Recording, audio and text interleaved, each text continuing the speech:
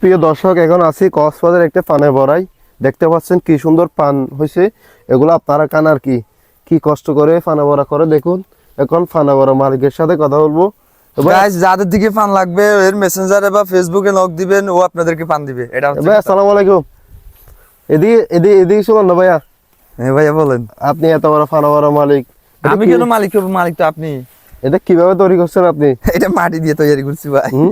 মাটি দিয়ে। দেখতে পাচ্ছেন আপনি অনেক কষ্ট করতেছেন। এগুলা কি প্রতিদিন বানতে হয়? প্রতিদিন করতে হয় তো এটা, হ্যাঁ, প্রতিদিন। এখানে না আসলে পান আসবে না তো, এখানে আসলে না পান আসবে। আমি মনে করছি একদম সহজ, এগুলো দেখতেছি অনেক কষ্ট। এখন তো নিচ্ছ তুমি, দেখতে পারবা তো, নিলে তারপরে বুঝতে পারবা। এখন বুঝবা না, যখন করবা তখন বুঝবা।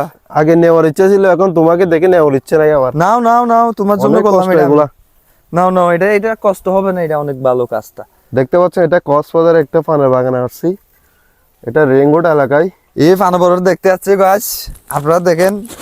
এর বলে ফানাবর একটা নিবে, যদি দামাদামি হয় তারপর উনাকে দিয়ে দিব, আর যদি না হয় উনাকে এখান থেকে আমার নেওয়ার ইচ্ছে নাই, আমি দেখতে দূর আসছি। করিয়ে দেবো একবারে। উনিকে এটা কত তোমার কয় লাখ টাকা খরচ হয়েছে? তো বললাম তো 2-2.5 লাখ টাকা মতন গেছে। মাত্র 2-2.5 লাখ টাকা? তোমাকে তো বললাম তুমি শুধু 2 লাখ টাকা দাও, তুমি নিয়ে যাও। 2 লাখ টাকা দিয়ে তোমার পানে ভরা?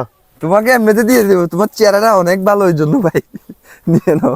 গাইজ দেখতে পারলেন, এখন আসি এটা কক্সবাজারের পানে ভরাই।